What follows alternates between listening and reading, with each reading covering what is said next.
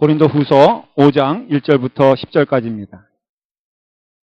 제 성경으로는 신약성경 290페이지에 있습니다.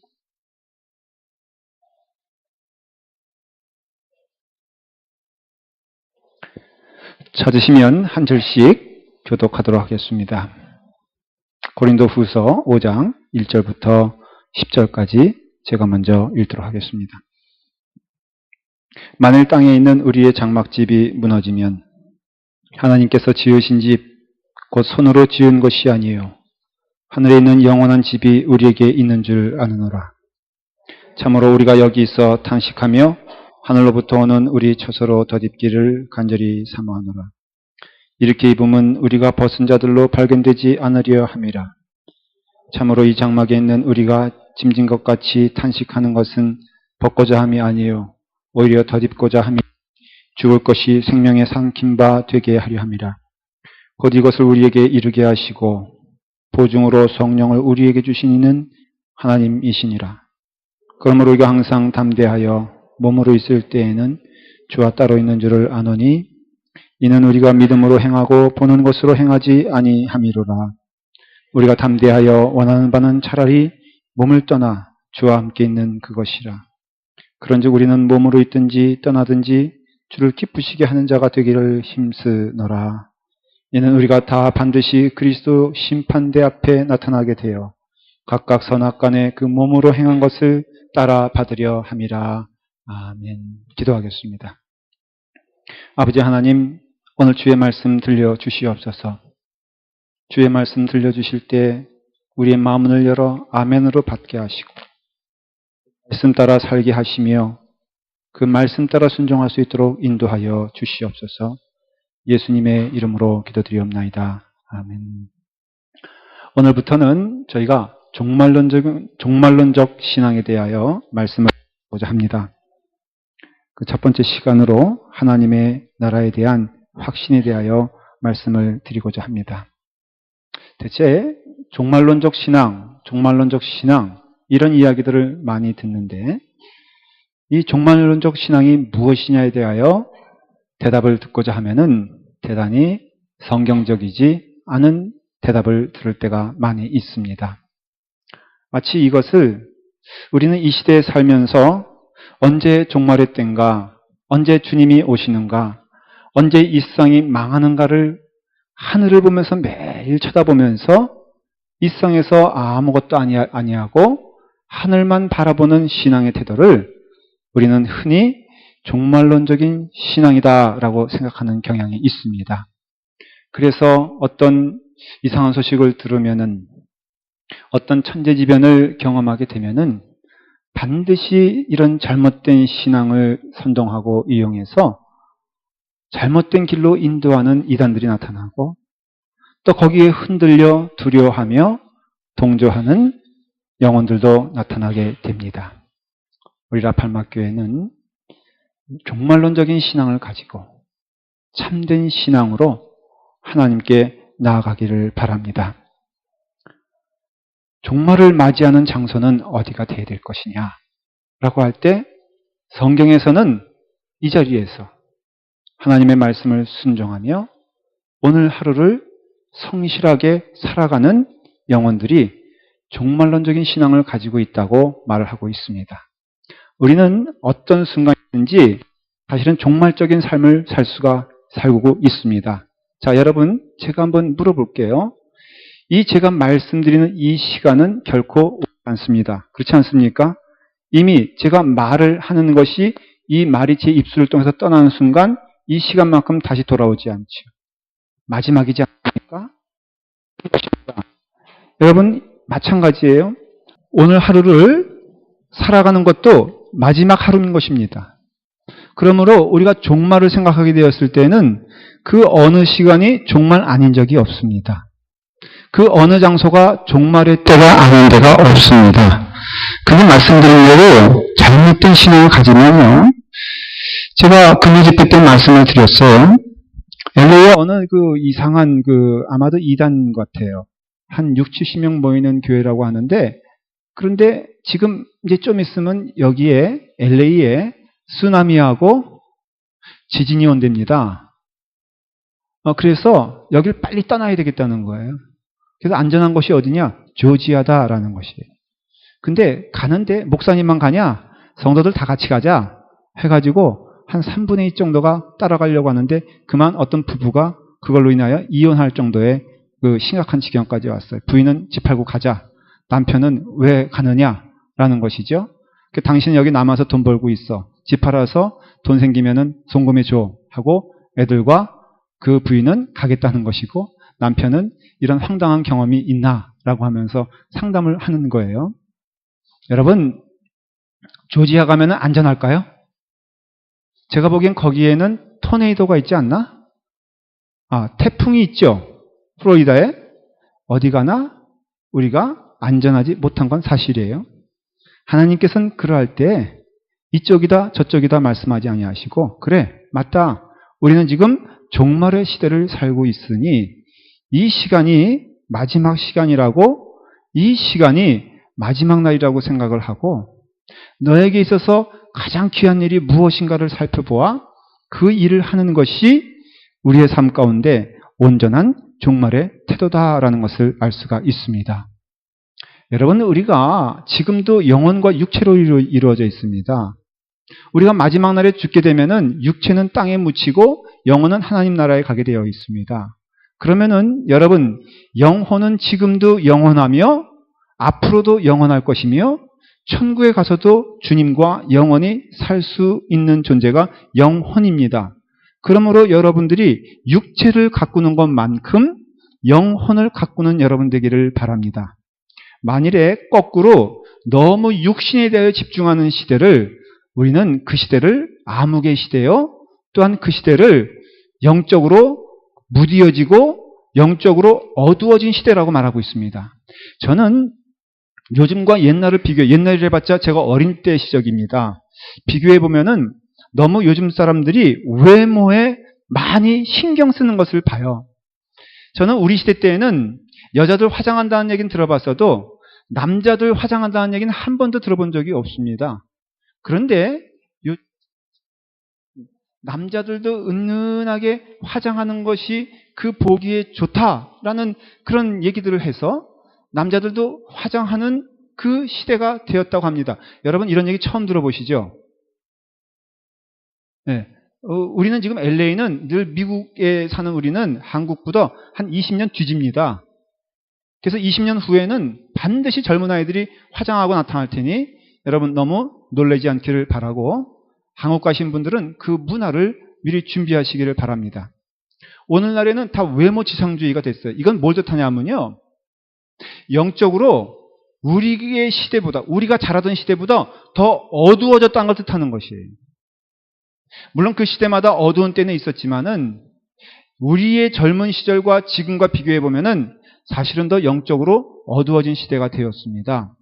이와 같이 종말적인 시대를 살아가는 우리들 이 자리에서 여러분 이런 거 저런 거 다 빼고 여러분들이 마지막에 가져가야 될 것이 무엇입니까? 예수 그리스도에 대한 믿음 아니겠습니까? 그러면 오늘 이 시간에 종말론적인 신앙 필요한데 종말론적인 신앙을 갖고 살아가는 성도들은 우리의 삶 가운데 가장 중요한 거 예수 그리스도의 뜻을 따라 살아가는 삶을 지금 살고 있느냐 아니냐가 너무나 중요한 질문이 되고 있다는 것입니다. 여러분 지금 오늘 이 시간에 주님의 말씀대로 살고 있습니까? 다른 것을 다 띄워놓고 우리의 삶 가운데 진정으로 예수 그리스도의 뜻이 이루어지는 것에 대하여 기뻐하고 즐거워합니까? 여러분들이 지금 마음 가운데 붙잡고 있는 것이 진정으로 하나님의 뜻을 따라서 하나님께서 기뻐하시고 즐거워하시는 그 뜻을 이루고 있습니까? 그러나 그 디딛고 있는 땅은 이 땅이라 이거예요. 그래서 믿음의 사람, 종말론적인 사람은 그 신앙을 가진 사람은 발은 이 땅에 디딛고 있지만은 하나님의 뜻을 따라서 살고 있는 자가 종말론적인 신앙을 가지고 있는 자라 이거예요. 이 땅에 살면서 우리는 밥도 먹어야 되고 이 땅에 살면서 직장도 가져야 되고 이 땅에 살면서 애들을 키워가며 살아가는 동안 하나님의 뜻이 무엇인가? 하나님이 기뻐하시는 일이 무엇인가를 여러분 늘 묵상하며 생각하는 성도가 참된 종말론적인 신앙을 가진 자들이지 내가 하늘의 것을 생각한다고 이 땅의 것을 무시하고 이 땅의 것을 아무렇지 않게 생각하는 그런 삶은 잘못된 신앙관을 가진 자들이라 하는 것이에요. 이 마지막 세대는 분명히 종말론적인 신앙이 필요한데 그 종말론적인 신앙은 직장 팽개치고 집안 팽개치고 또 모든 삶을 팽개치면서 매일 산속에 가서 굴에 가서 기도하는 생활이 종말론적인 신앙이 아니에요. 성경에서는 그렇게 말하고 있지 않습니다. 성경은 오늘 이 시간에 성실하게 살면서 그 하나님의 뜻이 이 땅에 이루어지는데 나를 도구 삼아 하나님의 뜻이 이루어져 달라고 직장 생활하는 것이요, 또한 학교 생활하는 것이요, 또한 가정을 이루어 자녀를 키우는 삶이다라는 것이에요. 어느 은혜를 많이 받은, 근데 잘못된 은혜를 받아서 매일 교회만 오는 그 여자 집사님이 있었어요. 그래서 목사님이 걱정돼가지고, 아니 집사님 매일 교회만 있으면 어떡하냐고, 남편도 있고 아이들도 있는데 근데 그 아이들 남편 어떻게 좀 밥도 먹여줘야 되지 않겠냐고 그랬더니 걱정하지 마시라는 거예요. 밥 다 해놓고 왔으니까. 그래서 어떤 밥을 해왔냐고 그랬더니 인디안 밥, 사또밥, 고래밥. 이거 웃으시는 분들과 못 웃으시는 분들은 뭔 얘기인지 몰라요. 그래서 인디안 밥 아침에 해놓고 사또밥 점심에 해놓고 고래밥 저녁에 해놨으니 염려 없습니다. 아직도 못 알아듣시는 분은 그냥 나중에 옆에 사람에게 물어보시길 바랍니다. 그러니까 우리의 삶 가운데 분명히 깨달아야 할 것은 종말론적인 신앙은 그게 아니라, 그런 것이 아니라 우리가 이 땅에 발을 디딛고 살면서 우리는 그런 점에서는 다 종말론적인 신앙을 가지고 있어야 돼요. 여러분, 신자는요 종말론적인 신앙 따로 있고 현세적인 신앙 따로 있는 게 아니라 오직 신자에게는 있다면 그것은 종말론적인 신앙, 발은 이 땅에 디딛고 있지만은 하늘나라에서 우리를 부르시자면 언제든지 갈 수 있는 그날이 바로 오늘이 될 수 있다는 것을 인정하고, 오늘 이 땅에 살고 있지만 우리의 마음은 하늘에 하나님이 기뻐하시는, 하나님이 즐거워하시는 일을 하는 것이 종말론적인 신앙을 가진 자들이라 하는 것이에요. 오늘 1절 2절에 고린도후서 5장에 말하고 있지 않습니까? 만일 땅에 있는 우리의 장막집이 무너지면 하나님께서 지으신 집 곧 손으로 지은 것이 아니요 하늘에 있는 영원한 우리 집이 우리에게 있는 줄 아나니, 그렇게 했어요. 여러분, 우리는 이 땅에 살고 있지만은 영원한 집이 그 나라에 있는 줄 믿으시길 바랍니다. 그리고 성경에서는 예수 그리스도를 신랑, 우리를 신부로 성경은 표현하고, 하나님은 신랑, 우리는 신부로서 신랑은 먼저 그 자리에 기다리고 있으니 그 만날 때 얼마나 기쁘고 즐겁겠어요. 그렇지 않겠습니까? 그래서 주님께서 이사야 62장 5절 말씀에 마치 청년이 처녀와 결혼한 같이 내 아들들이 너를 취하겠고 신랑이 신부를 기뻐함 같이 내 하나님이 너를 기뻐하리라. 신랑과 신부는 만날 때는 너무 즐겁고 감사합니다. 너무 기쁘지 않습니까? 부부간에도 잠시 떨어져 있으면은 그때를 보고 싶어하고 못 견뎌서 만날 땐 너무너무 기뻐요. 제가 미국에 올 때 우리 집사람과 한 달 반 정도 시차를 두고 미국에 왔습니다. 사정이 있어서 집사람이 학교 가르치는 것 때문에 6월 말에 왔고, 저는 5월 중순에 하와이로 먼저 들어왔어요. 하와이로 들어와서 이제 집사람이 오는 한 달 내내 기다리고 있다가 만나러 호놀룰루 공항으로 가는데, 저희 형님이 거기서 목회를 하고 있었는데, 도민아, 갈 때 그냥 가면 안 돼. 그 꽃이라도 하나 줘야지 여자들은 꽃을 좋아한단다. 그러면서 그 하와이안 레이라고 있어요. 이렇게 막 이렇게 훌라춤 출 때 하는 거 있지 않습니까? 그게 싸지도 않아. 장로님, 그 얼마 정도 하죠? 한 50불인가? 그 정도 하죠? 굉장히 비싸요. 그걸 꼭 해줘야 된다는 거예요. 그래야지 사랑을 받는다는 거예요. 근데 저 공항에 올 때 우리 형이 그거 안 해줬거든요. 그래서 해줬죠. 근데 그 마음에 나오는데요, 목이 빠져라고 나올 때 그 모습이 너무너무 아름답고, 신랑이 신부를 기다릴 때 그 설레이는 마음이 제 마음 가운데 아주 온전히 있어서 그거 하나 줘가지고 지금까지 편하게 살고 있지 않아요? 근데 신랑이 신부를 기다린 같이 하나님이 우리를 기다리신다. 이게 얼마나 영광되느냐. 우리가 무엇을 가지고 가겠어요? 우리가 육신, 소위 말해서 물질, 옛날에 왕들은 그 무덤에다가 모든 귀금속을 다 넣었어요. 왜? 떠날 때 같이 가져가려고. 여러분 지금 파보니까는 시체는 썩어 있고 그 금붙이 그 다이아몬드 화려한 것들이 다 그 자리에 있지 않습니까? 여러분 이걸 보면서 깨달아야 돼요. 저는 인생에 제일 불쌍한 사람이 이 땅에 살면서 소위 많이 누렸고 많이 가졌다고 생각하는 사람, 그런데 그 영혼은 가난하고 아무것도 없는 사람, 저는 더 불쌍해 보여요. 왜? 속고 살아왔으니까, 그것이 우리를 영광되게 만들어준다고 생각했으니까. 저는요, 시대의 유명한 부자들, 저는 별로 그렇게 좋아 보이지 않습니다. 제가 태평양길을 이렇게 일본 도로 따라 올라가면 그 허스캐슬이라는 데가 있어요. 그 주인이 이 서부 지역의 재벌인데 유럽의 성을 흉내내려고 유럽의 성같이 엄청나게 지었고 지금도 아직 못 짓고 있어요. 근데 여러분 그 사람은 죽은 지 오래됐습니다. 거기서 얼마나 살아봤을까? 저는 오히려 인생의 비참함을 그걸 통해서 느끼는 것이에요. 영혼이 먼저요. 지금도 영혼이 있고 주의 은혜 가운데 하나님 나라에 가는 동안 그 영혼은 영원할 것을 믿고 영혼이 부유하며 영혼이 강건한 자가 되기를 간절히 바랍니다. 우리는 가야 될 나라가 있고 그 나라를 위하여 오늘 우리에게 오늘 마지막 날이고 부르신다면은 오늘 우리는 기쁨으로 갈 수 있어야 돼요. 다윗은 그런 사람이었어요. 그가 위대한 왕이었기 때문에 위대한 것이 아니고 그가 많은 것을 가졌기 때문에 위대한 것이 아니라 그 다윗의 신앙 고백은 딱 하나, 시편 73편 25절에 뭐라고 되어 있느냐? 하나님은 내 영원한 분깃이니라. My God is my portion. 내 인생의 중요한 파트가 되고 내 인생의 중요한 포션이 되고 내 인생의 everything, all thing, 모든 것 되시는 분이 누구냐? 여호와 하나님이다라는 것이에요. 성경은 그래서 다윗을 위대한 사람이라고 말하는 것이에요. 여러분 오늘 이 시간에 우리도 다윗과 같이 똑같이 살아야 되는 이유는 성경이 다윗을 기록하고 있기 때문에 그렇습니다.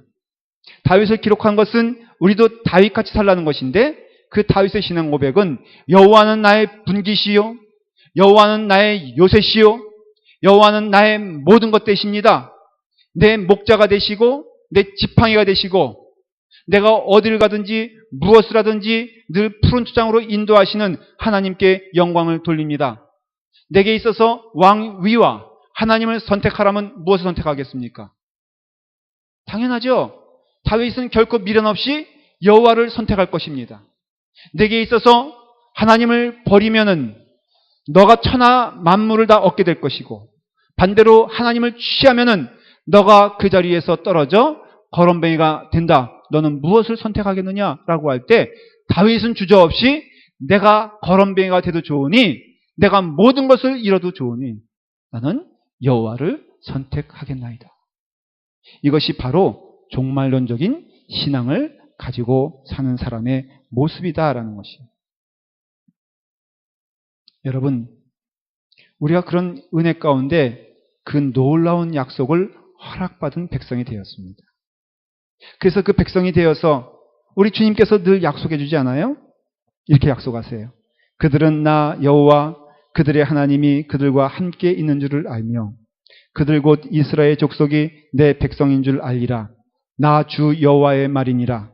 내 양 곧 초장의 양 너희는 사람이요 나는 너의 하나님이라. 나 주 여호와의 말이니라. 여러분 잘 들어보십시오. 여기서 반복되어지는 말은 나 주 여호와의 말이니라. 이것은 무슨 뜻이냐? 개런티한다는 것이에요. 믿으라는 것이에요. 확실하다는 것이에요. 내 이름으로 여호와의 이름으로 내가 말하노니 하나님께서 친히 말씀하시는데 뭐라고 말씀하시느냐?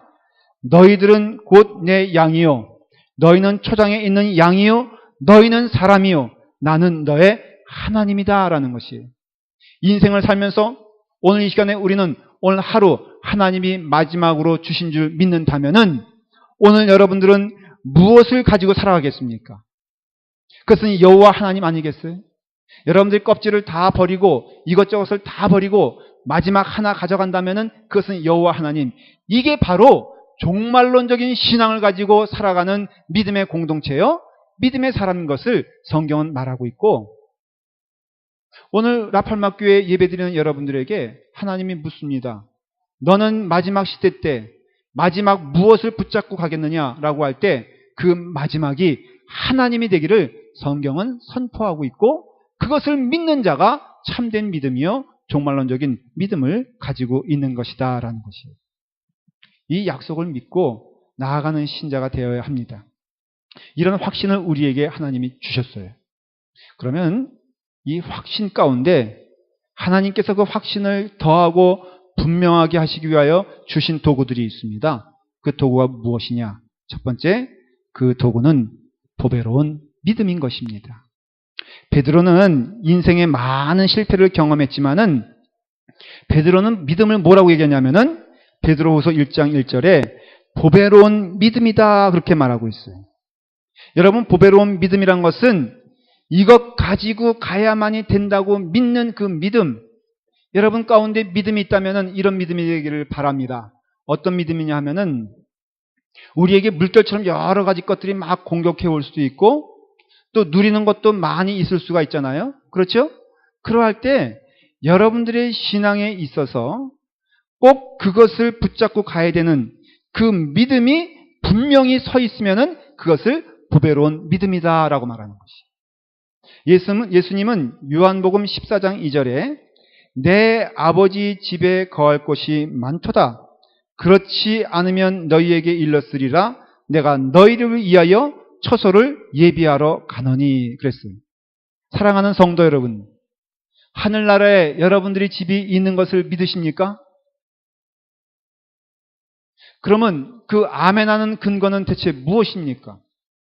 여러분들이 천국에 가보지도 않았는데, 보지도 못했는데, 심지어는 꿈속에라도 환상으로도 본 적이 없는데 여러분들은 하늘나라에 우리의 집이 있는 것을 믿으십니까?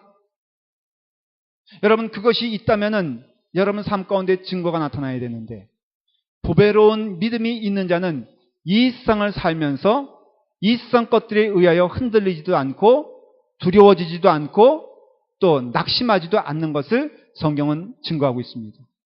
여러분, 하나님께 대한 온전한 믿음이 있는 사람은 사람에 대해서는 별로 신경 쓰지 않습니다. 하나님에 대하여 분명한 신앙이 있는 자들은 세상이 나를 어떻게 얘기하든지 무엇을 말하든지 흔들리지 아니하고 갑니다. 왜? 우리의 집은 어디에 있기 때문에? 우리의 집은 하나님 나라에 있기 때문에 그렇습니다. 사람은 본질적으로 무엇인가를 믿고 살아가게 되어 있습니다. 의지하게 되어 있습니다. 혼자 사는 것이 아닙니다.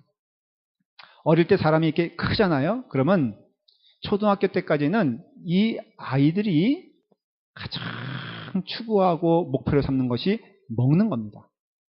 그래서 아이들 마음을 빼앗으려면은 어떻게 해야 돼요? 그 아이에게 먹을 거 주는 거예요. 다 쫓아가잖아요. 제가 어느 교회든지 부임하면은 아이들 마음을 사기 위해서 꽤 애를 씁니다. 왜냐하면은 제가 경험상 보니까 역시 좋은 목사는 애들에게 환영을 받아야 돼. 그래서 애들에게 환영을 받아야 되기 위해서 무엇을 하면 좋을까 생각하다가 참 애를 정해가지고요. 먹을 것을 계속 줘. 캔디도 주고 그 다음에 빵도 주고 그러면 그 아이가 나를 하나님 다음으로 모신다니까. 그러면 다른 아이들은 자동적으로 쫓아오게 돼 있어. 애들의 습성이 그렇다 이거예요. 그러니까 애들과 친해지려면은 뭐 애들 앞에서 좋은 말 해주고 덕담 그거보다도 먹을 거 하나 주면은 애들은 왔다 해요. 자, 이런 아이들이 중고등학교 지나면은 어떤 현상이 벌어지냐면은 친구 따라 강남 간다. 그런 얘기 들어봤죠. 여러분들이 100마디 설교해 보세요. 너는 옷을 단정하게 입고 너는 좋은 말을 쓰고 그럴 거 없이 좋은 그 또래 아이 하나를 딱 붙여주면요. 그 아이는 그 친구를 쫓아가게 되어 있습니다. 실질적으로도 가장 청소년 시대 때 영향을 주는 그룹은 누구냐면은 또래 그룹이라는 것이에요. 그래서 아이들이 다인 줄 알고 쫓아가고 애들끼리 모이면은 막 즐거워하잖아요. 그게 이제 대학교 가고 그 다음에 또 청년 시절이 되면은 어떤 현상이 생기냐면은 여자친구가 생기잖아요. 그럼 여자친구에게 모든 것을 다 주죠. 그래서 부모도 보이지도 않아. 여러분, 청년 때가 되잖아요. 그러면 아이 이미 내 품을 떠난 줄 믿으시길 바랍니다. 좋든 싫든 저도 우리 아들 지금 그 나이 때가 됐는데요. 웬 비밀이 이렇게 많은지 몰라. 제가 어느 때부터는 알려고 하다가 아예 포기해버렸어. 너무 비밀이 많기 때문에. 근데 아마도 눈치를 보니까요. 다 누구한테 얘기하는 것 같아. 그게 여자인 거는 모르겠어요. 그러나 분명한 것은 나에게 말하지 못하는 것을 말할 수 있는 존재가 있다는 것은 이미 내가 그 아이를 놓고 쫓아가는 것은 어리석다라는 것을 말하는 것이에요. 조금 더 지나면요. 30, 40대가 되면은 이 돈에 굉장히 목표를 삼습니다. 그래서 돈이 다인 것처럼 생각하고 돈을 추구하고 그렇게 살아가다가 50대가 지나면 곧 보통 남자들과 여자들이 추구하는 것이 뭐냐면 명예라는 것이에요.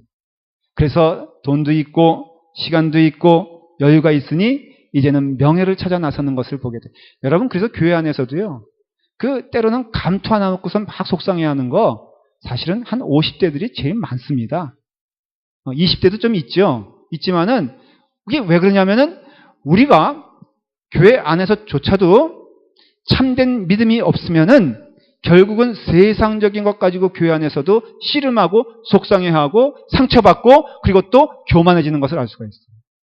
여러분들의 신앙은 어떻습니까? 지금 종말론적인 신앙, 여호와는 나의 분깃이요, 여호와는 나의 포션이요, 여호와는 나의 모든 것 되시기 때문에 그 여호와로 인하여 나는 기뻐하고 즐거워할 수 있습니까? 이것이 바로 참된 믿음이요, 이것이 보배롭고 보석 같은 믿음이라는 것이에요. 그리고 두 번째로 우리 가운데 깨달아 알게 되는 것은 무엇이냐면은 우리에게 선한 양심을 하나님이 주셨어요. 가운데 우리가 온전한 확신 가운데 거할 수 있는 축복을 주셨어요. 요한일서 3장 21절에 사랑하는 자들아 만일 우리 마음이 우리를 책망할 것이 없으면 하나님 앞에서 담대함을 얻는다 그랬습니다. 여러분 생각을 해보세요. 하나님 앞에서 우리가 기쁨을 누리고 늘 하나님이 부르실 때 우리가 온전히 나가서 기쁨으로 하나님을 맞이할 수 있으려면 어떤 마음을 가져야 돼요? 하나님 앞에서 담대함을 가져야 되고 하나님 앞에 담대함이 있다는 마음이 우리를 책망할 것이 없으면 오늘날 우리는 하나님을 속이려고 하는 태도가 너무 많습니다. 여러분 스스로 지금 여러분들에게 하나님께 내 마음을 들고 나갔을 때 내가 스스로 생각하기에 보기에도 책망할 것이 없는 그 양심을 들고 가야 참된 믿음이라는 것이에요. 여러분들 보기에도 차마 들고 가기가 어려운 양심은 하나님도 받으실 수 없음을 지금 성경은 말하고 있는 것입니다. 여러분 숨길 게 없는 것이 신자입니다. 부끄러울 것이 없는 게 신자입니다. 지금 여러분들이 하는 행동이 만일 하나님 앞에서 부끄러움이 없다면 그대로 하십시오. 여러분들이 하는 그 모든 것이 내 양심을 걸고 나는 하나님께 드리는 것이라면은 여러분 그대로 하십시오. 헌금을 드려도요. 여러분 마음 가운데 갈등하며 드리지 마세요. 갈등하여 이것을 드리면은 내가 손해인가 아닌가? 하나님은 이 마음 받지 않으십니다. 만일에 두 마음이 있으면 내지 마십시오. 두 마음이 있으면 헌신하지 마십시오. 두 마음이 있으면은 하나님 앞에 그것이 착한 양심이라고 말하지 마십시오. 온전히 여러분들이 스스로 여러분들 생각하기에 내가 하는 이 행동은 하나님 앞에서 정직한 행동이요, 양심적인 행동이라는 것을 믿고 먼저 여러분 스스로 그 마음을 받아들일 수 있을 때 그 마음을 드리시기를 바랍니다. 여러분들의 마음이 스스로 받을 수 없는 그것을 하나님께 드리지 마십시오. 하나님은 만홀히 여기지 아니하시며 하나님을 속일 수 있는 분이 아니라는 것이고 오히려 두 마음을 드리는 것은 큰 죄 가운데 해당되는 것을 성경은 말하고 있습니다. 시편 139편 19절에 뭐라고 되어 있습니까? 하나님이여 주께서 반드시 악인을 죽이시리이다. 피 흘리기를 즐기는 자들아 나를 떠날지어다 그랬어요. 여러분들의 양심을 걸고 이것은 선한 양심은 하나님이 주신 양심인 줄 믿습니다. 세상적인 양심, 나에게는 양심이 되고 남에게는 편리가 되는 그런 것이 아니라 여러분의 삶 가운데 선한 양심, 믿음으로 시작된 양심, 하나님 앞에서 정직한 양심은 먼저 누가 그것을 볼 수 있느냐? 하나님께서 우리에게 영안의 눈을 주셔서 내가 내 마음을 볼 수 있는 축복을 주신 줄 믿으시기를 바랍니다. 스스로 속이지 마십시오. 스스로 떳떳지 못한 것을 음식점에서 그렇다면서요. 음식을 만들어 놓고는 자기 자식은 절대로 먹이지 않는다면서요. 그런 사람도 있다면서요. 중국집에서 그 튀기는 만두 또 하는 그 짜장면 그 음식이 너무 지저분해요. 더러워서 이것을 돈을 벌기 위해서는 사람들에게 주지만은 우리 가족이 먹으려면은 결코 먹을 수 없는 그것을 드리는 것은 더러운 양심인 것입니다. 교회 안에서도 마찬가지예요. 차마 내가 보기에도 깨끗이 못한 것, 정직하지 못한 것, 내 사역으로 교회를 봉사한다고 하면서 내가 헌신한다고 하면서 더러운 두 마음으로 행하는 것, 하나님은 결코 그냥 보지 아니하시고 피 흘리기를 즐기는 자들아, 하나님 앞에서 거짓말하는 자들아 다 내게서 떠날지니라. 이 선한 양심을 구원의 확신으로 주셨습니다. 그러므로 오늘 이 시간에 이 선한 양심을 외면하지 마시고 여러분들의 마음 가운데 천국에 가는 종말론적인 신앙을 가진 자들은 이 확신 가운데 우리가 선한 양심을 통하여 확인할 수 있습니다. 그리고 마지막으로 우리 가운데 하나님이 주신 것은 참된 사랑입니다. 여러분, 세상 사람들의 사랑은 철저히 주고받기식입니다. 그렇지 않습니까? 숭고한 어머니의 사랑이라 할지라도 그것이 주고받기식이라는 그 이유는, 자, 여기 내 아이가 있고 여기 다른 집 아이가 있습니다. 여러분, 그 엄마는 자기 아이에게 사과가 딱 하나 있다고 하십시다. 누구를 주겠습니까? 자기 아이에게 주겠습니까? 아니면 이웃집 아이에게 주겠습니까? 대답도 못 하시는 거 보니까 많이 고민하셔야 되나? 당연히 우리 집 아이를 주겠지요. 왜? 그 아이는 나의 기쁨이니까. 그 아이는 내게 즐거움을 주니까. 내가 그것을 줌으로써 행복감을 느끼는 것도 나의 이기적인 모습이라고 성경은 말하고 있습니다. 그러나 하나님의 사랑은 조건이 없으십니다. 하나님의 사랑은 무한하십니다. 그리고 성도에게 그 은혜를 주셔서 교회 안에서 하나님이 보시기 원하는 사랑은 내가 누구에게 무엇을 받아서, 내가 누구에게 무엇은 혜택을 받아서 저 사람이 나를 친절하게 하니까 나도 저 사람 파가 돼서, 이게 아닌 것이에요. 여러분, 교회 안에서는 나를 중심으로 해서 내가 사랑하는 그 사람들은 모두가 되어야 될 줄 믿습니다. 라팔마교회에서 목사가 예를 들어서 하나님 앞에서 정죄받고 벌받는 것은 나에게 친절을 주는 그 어떤 사람이 나에게 무뚝뚝하게 대하는 사람보다 더 눈에 크게 들어올 때, 여러분, 그때 그것은 하나님 앞에서 큰 죄를 짓고 있는 것이 육신이 있습니다. 여러분, 한번 생각해 보세요. 철마다 저에게 예를 들어서 조금 좋은 것을 주는 분이 안 주는 분보다 좋게 보이는 것은 때로는 사실이잖아요. 근데 그것을 하나님께서 내게 믿음을 주셔서 참된 종말론적인 믿음으로 살아간다면은 우리는 정신 차려서, 이것은 내 마음에 두 마음이 나눠지는 것은 하나님의 뜻이 아니고 사탄의 짓이구나 하고 주님께로 돌아오는 여러분 되기를 바랍니다.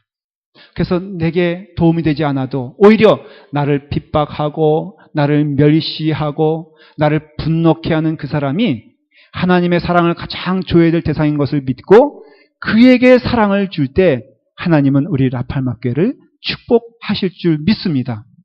사랑할 만한 자를 사랑하고 사랑받을 만한 자를 사랑하는 것은 결코 하나님의 뜻이 아닙니다.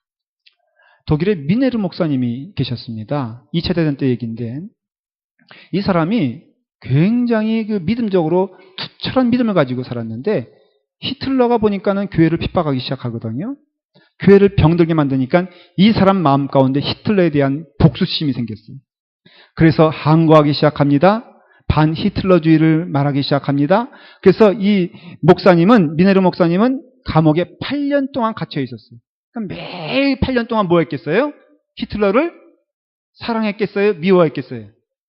히틀러에게 분노의 마음이 있었겠어요? 히틀러에게 기도하는 마음이 있었겠어요?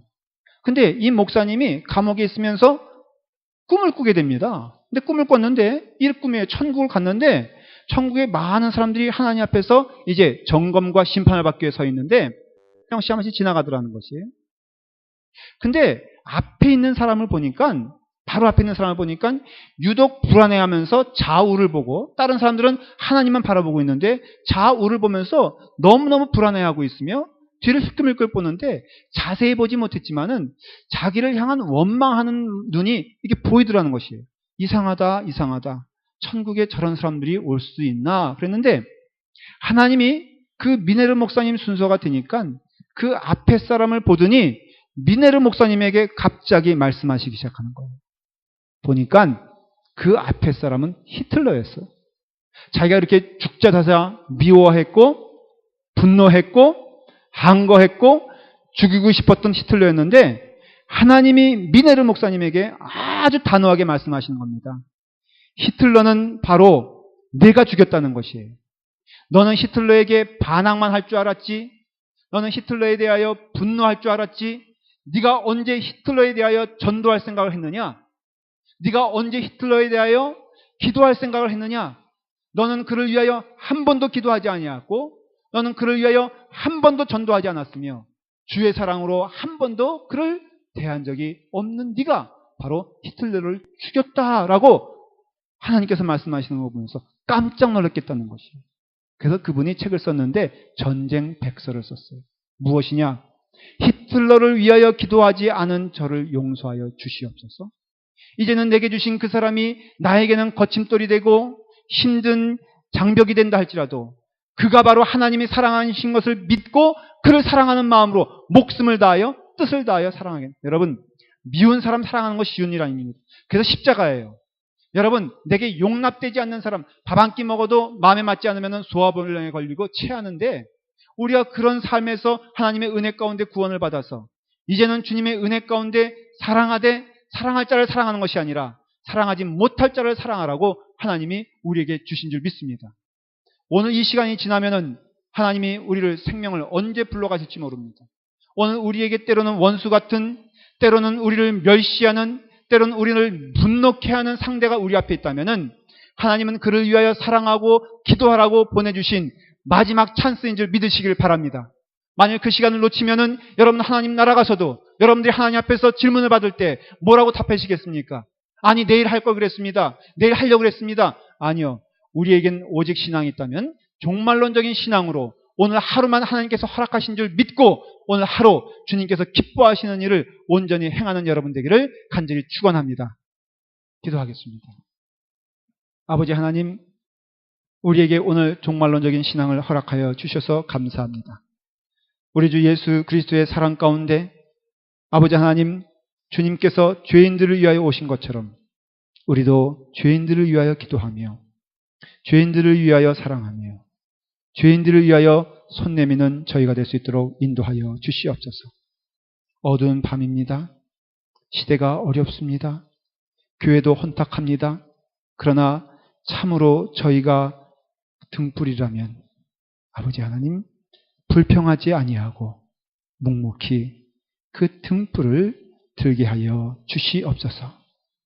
오히려 어두워질수록 그 작은 촛불이 빛이 나는 것처럼 혼탁하고 어려운 시대일수록 우리가 참된 주님의 자녀가 되어 이 어두운 세상의 빛이 되어 빛의 사명을 감당하길 원하고 우리 라팔마 교회에서 때로는 힘들고 어려운 일을 볼 때라도 그가 참된 신자라면은 낙심하거나 원망하거나 쓰러지지 아니하고 내게 주신 주님의 은혜의 빛이 있사오니 이 빛을 더 밝게 더 기쁘게 타오르게 하여 주시기를 원하옵나이다. 참된 신앙인을 보게 하여 주시옵소서. 참된 신앙의 고백을 가진 자들이 모이게 하여 주시옵소서. 하지만은 때로는 방탕한 자녀들이 왔다고 할지라도 그들이 그 빛을 통하여 주님을 만나게 하여 주시옵시고 우리를 그 도구로 사용하여 주시옵소서. 예수님의 이름으로 기도드리옵나이다. 아멘.